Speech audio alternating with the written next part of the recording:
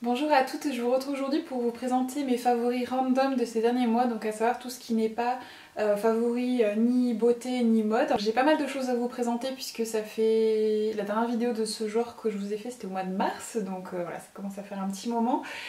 Donc j'ai des films à vous présenter, des séries, des livres, de la nourriture, des objets, enfin voilà, plein de petites choses que j'ai adoré ces derniers mois. Donc, je vais essayer de pas trop m'éparpiller, je vais commencer avec les choses on va dire immatérielles, donc avec les films par exemple.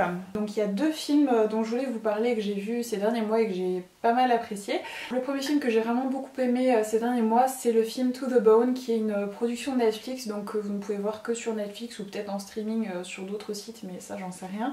Moi pour ma part je l'ai vu sur Netflix, donc c'est un film avec Lily Collins et Keanu Reeves, qui traite en fait d'anorexie. Donc moi c'est une maladie que je ne connaissais pas du tout parce que j'ai la chance de n'avoir jamais été confrontée à cette maladie ni dans mon entourage ni moi-même.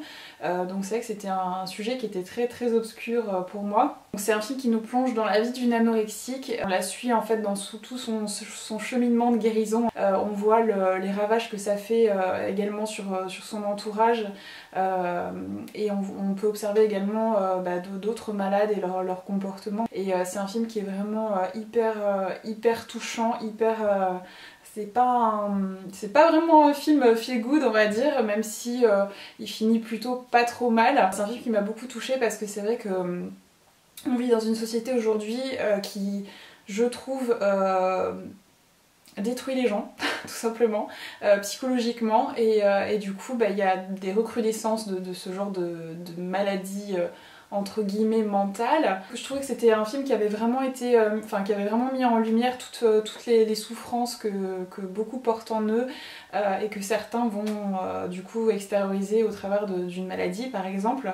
Et voilà, c'est vraiment un film que j'ai trouvé très bien réalisé, vraiment très touchant, donc voilà, je ne peux que vous le recommander. Autre film dans un tout autre registre, c'est un film français qui s'appelle La liste de mes envies. Donc c'est un film avec Mathilde Seigner et Marc Lavoine qui traite de la vie toute simple finalement d'une femme qui tient une mercerie à Arras. D'ailleurs du coup j'ai au travers de ce film découvert cette ville qui m'a l'air magnifique et que j'ai jamais eu l'occasion de visiter dans ma vie. Je m'éloigne du sujet, donc revenons à ce film, donc La liste de mes envies. Donc comme je disais, ça suit en fait l'histoire d'une femme qui a une vie toute simple avec son mari, qui tient une mercerie à Arras et qui est parfaitement heureuse dans sa vie, qui a trouvé son petit équilibre, qui est plutôt satisfaite de sa vie. Et en fait, un jour, par le plus grand des hasards, elle se retrouve à gagner une très très grosse somme au loto. Et ça va complètement bouleverser sa vie. Je vais pas vous raconter toute l'histoire, mais c'est vraiment un très beau film qui nous rappelle que finalement le bonheur se trouve pas forcément toujours là où on va le chercher, et souvent c'est des petites choses toutes simples qui nous comblent le plus de bonheur. On est toujours dans cette espèce de quête de toujours plus, et notre société actuelle nous y encourage, et je trouvais que c'était vraiment un film qui remettait un peu les choses en perspective et que j'ai vraiment beaucoup apprécié. C'est le genre de film qui se laisse regarder tout seul et qui, voilà, qui était vraiment très bien. Donc j'ai vraiment apprécié ce film et je vous le recommande également. Ensuite, niveau série, il y a deux séries que j'ai adorées ces derniers mois. La première, c'est une série allemande, ma plus grande surprise. C'est vrai qu'on voit pas souvent, depuis je crois Le Destin de Lisa, je crois qu'on n'a pas eu beaucoup de séries allemandes qui ont été diffusées en France. Donc là je crois que c'est une série qui a été diffusée sur Arte. Donc qui est passé un petit peu inaperçu. Je suis tombée dessus vraiment par le plus grand des hasards et ça a vraiment été un très gros coup de cœur. Donc cette série c'est Kudan 56 ou Kudan 56 puisque c'est une série allemande. C'est une série qui se passe à Berlin juste après la fin de la Seconde Guerre mondiale, donc bien avant la chute du mur. Donc ça suit l'histoire d'une fille dont la mère tient une école de danse de salon à Berlin et qui, contrairement à ses deux autres sœurs, est bien loin d'avoir les compétences d'une parfaite ménagère des années 50. Sa mère sait pas trop quoi en faire, elle fait un peu honte à sa famille, elle n'arrive pas à rentrer dans cette espèce de moule dans lequel il faut impérativement rentrer à cette époque. Et au final elle va découvrir le rock'n'roll. Elle va se mettre à pratiquer cette danse avec un homme qu'elle va rencontrer, et en fait ça va complètement on va dire la libérer, l'émanciper de toutes les chaînes qui la retiennent prisonnière dans sa vie. C'est vraiment une série historique, donc c'est vraiment très fidèle aux conditions de vie de l'époque, on va dire. Ça retranscrit vraiment ce que devait être la vie à Berlin justement après la Deuxième Guerre mondiale. Ouais, franchement j'ai adoré cette série. Je sais qu'il y a une suite qui a été diffusée en Allemagne qu'on n'a toujours pas eu en France malheureusement. Mais franchement si vous aimez la danse et tout ce qui est rockab, l'univers un peu rockab, tout ça, vous allez forcément adorer cette série, donc je vous la recommande vivement, c'est juste génial. Ensuite une autre série que j'ai adorée, je suis si vous ne le savez pas, une grande fan de dystopie, et donc là récemment il y a un roman de Margaret Atwood qui s'appelle La Servante écarlate, qui a été donc adapté en série. Donc le nom de la série c'est le titre du livre en anglais The Handmaid's Tale. J'ai le bouquin de Margaret Atwood ici qui est on va dire un classique. C'est un livre un peu féministe en fait, qui est connu pour ça, parce que ça nous rappelle justement à quel point nos droits en tant que femmes sont très fragiles encore. Même encore aujourd'hui, rien n'est acquis et tout peut changer à n'importe quel moment. Donc voilà, du coup c'est un livre que j'avais déjà adoré par le passé, et là de voir qu'il allait être adapté en série, j'étais hyper enthousiaste, et franchement j'ai adoré la série. Pour vous expliquer très brièvement l'histoire sans trop vous la spoiler, en gros tout le monde devient stérile, il n'y a plus rien à bouffer, donc comme c'est une dystopie ça se passe à notre époque, sauf que voilà, il y a des choses qui se passent qui font que le cours de l'histoire change, et donc en fait en gros il y a une espèce de groupe politique, religieux, radical qui s'installe au pouvoir et qui se met à servir les femmes. Il y a une espèce d'élite qui est faite des gouverneurs et de leurs femmes qui disposent du corps de ce qu'ils appellent des servantes en fait. Donc c'est les dernières femmes qui sont fertiles finalement donc aux États-Unis et qui servent tout simplement de poulinières pour permettre à cette élite de se reproduire. Donc c'est complètement glauque comme série, mais en même temps c'est... Je sais pas, je trouve ça hyper réaliste en fait, et on voit, il y a comme, comment dire, la série se passe donc une fois que tout ça s'est produit, ça observe un peu le quotidien de ces femmes, de ces servantes dans ce nouveau monde qui a changé, et en même temps il y a des flashbacks en fait qui nous ramènent à comment tout a commencé. Elle est hyper bien faite cette série, c'est vraiment, voilà, vraiment une super série que je ne peux que vous recommander. Alors après c'est dérangeant, c'est un peu, c'est glauque, donc si vous êtes très sensible à tout ce qui est violence faite envers les femmes, ça peut beaucoup vous affecter, et je trouve que c'est une série qui véhicule vraiment de très beaux messages, donc voilà, je ne peux que vous la recommander, elle est géniale, et le bouquin aussi de Margaret Atwood est extraordinaire, donc si vous aimez la lecture, je vous le recommande vraiment. Ensuite je voulais vous parler également de la série Girl Boss, dont on a beaucoup parlé, qui reprenait un peu les débuts de Sophia Amoruso, donc qui est la créatrice du site Nasty Gal, qui est une businesswoman accomplie, que je trouve très inspirante, et j'aime beaucoup son univers un peu décalé. C'était quelqu'un qui m'inspirait déjà avant la sortie de cette série. J'avais d'ailleurs beaucoup aimé son livre, donc Girl Boss, qui porte le même titre que la série du coup, que j'ai trouvé très riche en bons conseils pour toutes celles qui souhaitent entreprendre, même si c'est des conseils qui peuvent être très bien appliqués aussi à une vie classique de femme, parce qu'elle a un côté un peu je fais ce que je veux entre guillemets et je vous emmerde, qui est assez plaisant. J'avais vraiment beaucoup aimé le livre, et je m'attendais vraiment à retrouver tous ces conseils en fait dans la série, et au final donc j'ai bien aimé la série, c'est sympa, on retrouve un petit peu son univers un peu décalé, hein. Le tempérament qu'elle semble avoir a été bien retranscrit dans la série.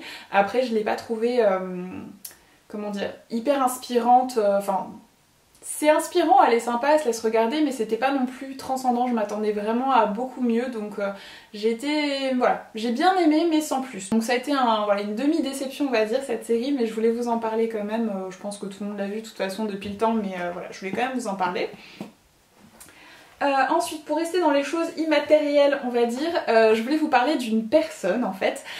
Donc il s'agit de Baddie Winkle. Alors je sais pas si certaines connaissent, je suis pas sûre que ce soit une personnalité très connue en France, mais en fait il s'agit d'une petite grand-mère qui est complètement déjantée, qui a un compte Instagram En fait c'est une licorne dans le corps d'une grand-mère je pense, pour vous la décrire un petit peu. Donc c'est une mamie hyper fun qui est toujours avec des tenues hyper colorées, qui a l'air de s'éclater et franchement quand vous avez un petit coup de déprime, mais allez voir son compte Instagram, ça va vous rebooster direct. Elle me fait complètement délirer cette grand-mère, je la trouve juste extraordinaire et je me dis que quand j'aurai son âge, j'ai envie d'être elle quoi. Et du coup j'ai acheté aussi son bouquin que je feuillete voilà, quand j'ai un petit coup de mou on va dire.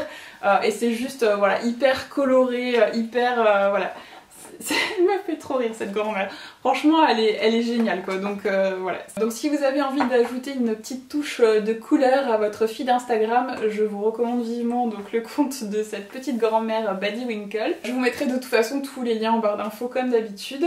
Ensuite on va passer à tout ce qui est lecture. Donc je vais commencer avec les choses un peu plus légères. Donc il y a 2 livres que j'ai achetés juste pour leur titre, sans vraiment savoir ce que c'était. C'est juste que j'ai tellement adoré les titres que je me suis dit que le livre devait forcément être extraordinaire. J'ai pris ces livres parce que j'étais en recherche de romans un petit peu légers, agréables à lire pour l'été, trucs assez faciles à prendre, à lire un petit peu, à reposer, qui nécessitent pas forcément d'être très concentré. Et voilà, comme je disais, j'ai vraiment choisi ces livres pour leur titre.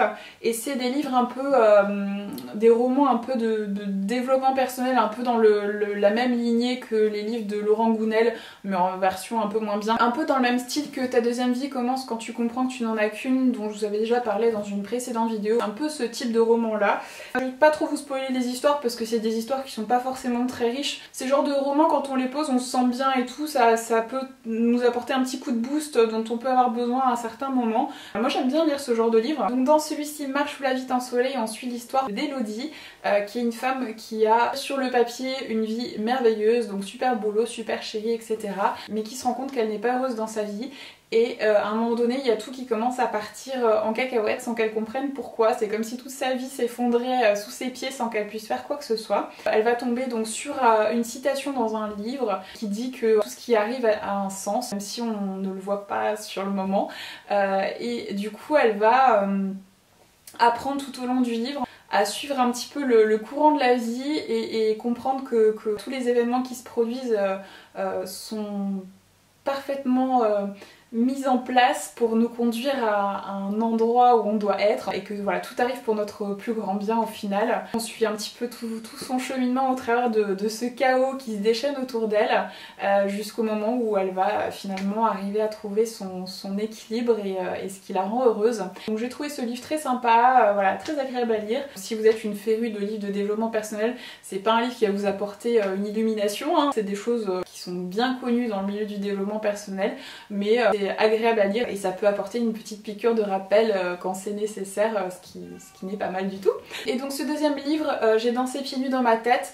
En gros, on suit l'histoire de Charlotte, donc, qui est une femme qui bosse dans le marketing et qui fait un gros burn-out en fait, et qui du coup plaque son boulot et se remet à poursuivre sa passion d'enfant qui était de devenir danseuse à un âge qui est au final assez avancé pour démarrer dans ce genre de métier puisqu'elle a déjà une trentaine d'années à ce moment-là. Et du coup, on suit tout son cheminement pour poursuivre ce rêve qu'elle avait laissé de côté il y a très longtemps, tous les obstacles auxquels elle va être confrontée jusqu'au moment où elle va arriver à trouver son bonheur dans cette voie-là. Donc celui-ci aussi j'ai vraiment beaucoup apprécié de le lire, il est vraiment très sympa et voilà, si vous cherchez ce genre de petite lecture légère, je vous le recommande vraiment.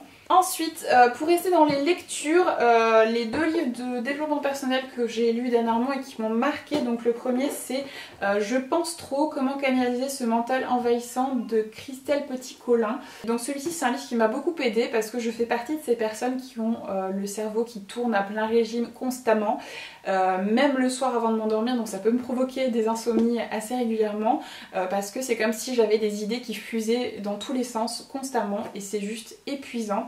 Et j'avais vraiment l'impression d'avoir que quelque chose clochait chez moi parce que autour de moi j'observais que personne n'était comme ça. Donc j'avais vraiment l'impression d'être anormale. Et finalement ce livre m'a beaucoup rassurée parce que ça explique justement qu'il y a 2 types de personnes. Donc certaines personnes vont fonctionner davantage avec leur hémisphère droit et d'autres avec leur hémisphère gauche. Donc sachant que à peu près, je crois c'est 90% de la population fonctionne avec son cerveau gauche et 10% avec le cerveau droit et donc du coup je fais partie de cette population. Ce livre explique vraiment comment fonctionne donc ce type façon de penser on va dire et comment arriver à dompter son cerveau pour pas subir les désagréments de ce mode de fonctionnement, et je l'ai trouvé vraiment hyper intéressant déjà dans l'approche qui m'a permis de comprendre que finalement je ne suis pas anormale puisqu'il y a d'autres personnes comme moi et qu'au contraire au final ce sont c'est un mode de pensée finalement qui a de grands avantages également que j'avais beaucoup de mal à voir jusqu'alors. Donc voilà, j'ai vraiment beaucoup apprécié ce livre. Donc si vous rencontrez ce genre de problème, donc je vous recommande vivement ce livre qui s'intitule Je pense trop, comment canaliser ce mental envahissant de Christelle Petit-Colin.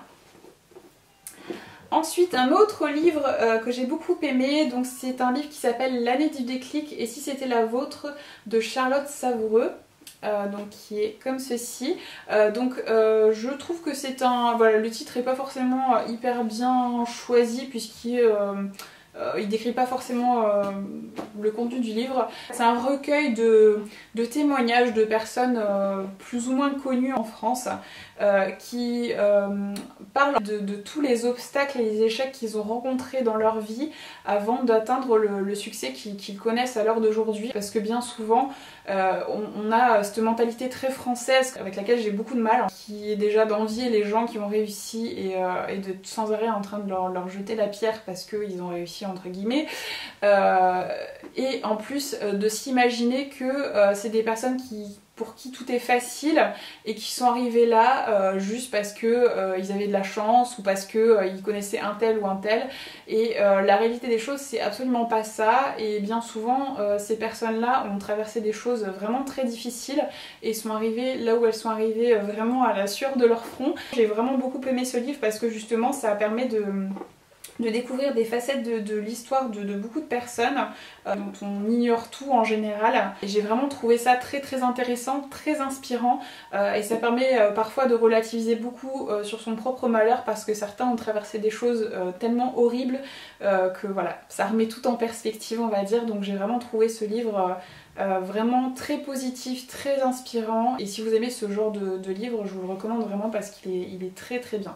Ensuite pour terminer avec la lecture, un magazine que j'ai adoré qui est nouveau, qui est sorti cet été, c'est le magazine Open Mind. Alors celui-là c'était le numéro de août et septembre, donc je pense qu'il y en a un nouveau qui vient de sortir, il faut que j'aille le chercher. Et je vais vous lire un petit peu les titres de quelques articles pour que vous voyez un petit peu de ce à quoi vous pouvez attendre de ce magazine. Donc dans ce numéro là il parlait de psychogénéalogie, donc si vous déposiez les valises héritées de votre famille, ça parlait d'intuition, de synchronicité, de bien-être, donc de la respiration, de pourquoi on tombe toujours malade en vacances, il y a des recettes, ça parlait de l'indépendance affective, de l'art difficile de la négociation, d'éducation également, ça parlait de sanctions intelligentes. Vraiment plein de thèmes sont abordés dans ce magazine et c'est vraiment un magazine axé bien-être, développement personnel, un peu spiritualité aussi, donc j'ai vraiment trouvé qu'il était très très bien conçu et il est également très très beau.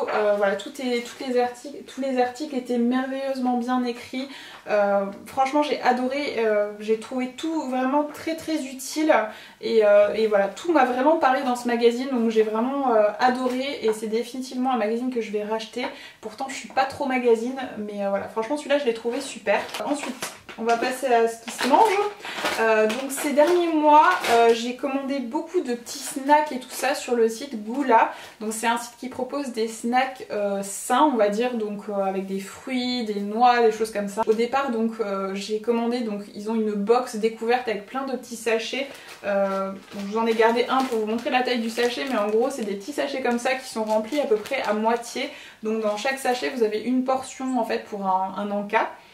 Donc je sais plus, je crois qu'il y avait une vingtaine de sachets dans la box que j'ai découverte, que j'avais commandé au départ. Ça m'a permis de voir les trucs que je préférais et après du coup maintenant je vous recommande régulièrement les choses que j'ai adorées. Donc je vais vous parler un petit peu des choses que j'ai le plus aimé et ce que j'ai goûté et que j'ai pas aimé. Comme ça, si ça peut vous aider tout ça. Donc le premier truc c'est des noisettes caramélisées au miel. Donc ça je peux vous dire que ça déboîte. En plus elles ont été en rupture de stock pendant super longtemps et là ils en ont un nouveau, donc j'ai fait le stock. J'ai également adoré les sticks de framboise. Alors je sais pas comment je vais vous montrer ça. En fait c'est comme des petits hop, des petits filaments comme ça à la framboise et c'est super bon. Donc c'est vraiment que du jus de fruits, c'est que de la framboise en fait, dedans c'est du jus de framboise en gros. Et c'est hyper bon, franchement ça déboîte. C'est aussi un des trucs que je vous recommande parce que c'est vraiment délicieux. Et ça contient vraiment, comme je dis, que des fruits, du miel, des noix, enfin il y a vraiment que des produits sains dedans. J'ai également adoré donc les cubes de cassis au chia. Donc c'est un peu comme les sticks de framboise sauf que c'est au cassis et c'est en forme de cube. Et en fait à l'intérieur vous avez des graines de chia, donc c'est vraiment hyper bon. Ça j'adore aussi. J'ai goûté également un truc qui était hyper bon qu'ils ont plus pour le moment. J'espère que ça va revenir parce que c'était tellement délicieux. C'était des cranberries enrobés de chocolat blanc. Mais ça c'était juste une tuerie quoi. Et malheureusement ils ont plus. J'aime beaucoup également, ils ont des... Alors j'en ai presque plus là, je vais vous montrer. C'est des grains de café enrobés de chocolat noir et c'est hyper bon aussi. Qu'est-ce que j'ai pas aimé? Le seul truc que j'ai vraiment pas aimé c'était des... Et encore pas aimé, c'était juste bof en fait, c'était pas... c'était comme des petits cubes comme ceux au cassis graines de chia, mais c'était à l'açaï. Et j'ai trouvé du coup en comparaison aux autres ça un petit peu moins bon. Mais voilà, c'était pas mauvais mais c'était pas aussi bon. Donc franchement si je devais vous recommander plusieurs trucs, ouais, ça serait ceux que dont je vous ai parlé là, plus les cranberries au chocolat blanc s'ils reviennent, un de ces quatre, parce que c'était vraiment trop bon. Alors dès que je revois sur le site, c'est sûr je le recommande parce que c'était délicieux. Ensuite, cet été, j'ai adoré un thé de chez Love Organic qui est le Summer in Law, qui est comme ceci. Donc c'est un thé qui est donc à la pêche, à l'abricot, à l'hibiscus et que vous pouvez boire ou chaud ou froid. Donc là de toute façon j'en ai presque plus, je l'ai terminé quasiment... Ouais non, il reste un petit fond quand même. Donc ça se présente comme ça et franchement il est trop bon. C'était juste le thé parfait pour l'été. J'adore le fait qu'on puisse le boire chaud ou froid et il avait vraiment un goût hyper fruité, hyper frais, voilà, hyper agréable. Donc j'ai adoré ce thé cet été et s'ils le refont l'année prochaine, c'est définitivement un thé que je rachèterai. Ensuite, un produit un peu santé que j'ai découvert il y a quelques mois. J'ai voulu bien tester avant de vous en parler pour pas vous donner de faux espoirs on va dire. Être vraiment sûre que ça a marché très bien. Donc il s'agit de l'huile essentielle de sauge clarée. Dont je me sers pour les douleurs au ventre que j'ai lors de mes règles. Je vous avais déjà parlé en fait des gélules d'huile d'onagre qui fonctionnait très bien. Le seul problème que j'ai rencontré avec ça c'est qu'il fallait que je pense à chaque fois à en prendre une semaine avant mes règles et souvent ça m'arrivait d'oublier et du coup je trouvais ça contraignant de devoir penser en amont à prendre quelque chose pour pas avoir de douleur. Du coup j'ai testé donc l'huile essentielle de sauge clarée qui est très connue pour ça, que je n'avais jamais testé du coup. Et franchement c'est hyper efficace. Donc moi j'ai celle de chez Young Living puisque c'est ma marque d'huile essentielle préférée. Et en plus j'ai mis dessus une petite bille comme ça. Donc en fait j'ai juste à rouloter mon huile en fait sur le ventre avec la petite bille et en fait après à étaler et ça marche super bien. Franchement sans vous mentir en 5-10 minutes vous avez plus mal quoi, c'est juste un truc de fou.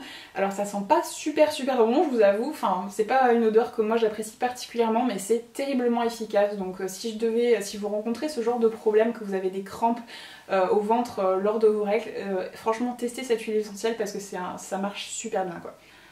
Ensuite on va terminer avec deux objets. Donc le premier c'est un genre de porte-bijoux qui est en forme de tête de licorne, je sais pas si vous voyez. Donc c'est genre de petit plateau en fait dans lequel vous pouvez mettre vos bagues, vos bracelets etc autour de la tête et tout ça.